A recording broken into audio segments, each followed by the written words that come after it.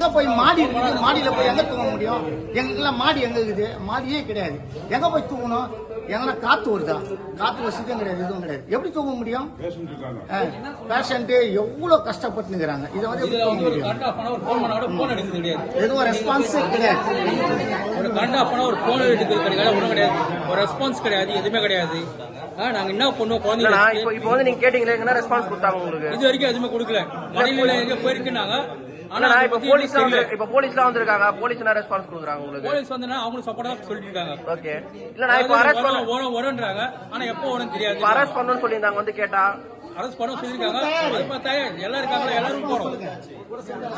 ஆமா, என்ன நடக்குது நடக்கட்டும். சரிங்கண்ணா. ஓகேண்ணா.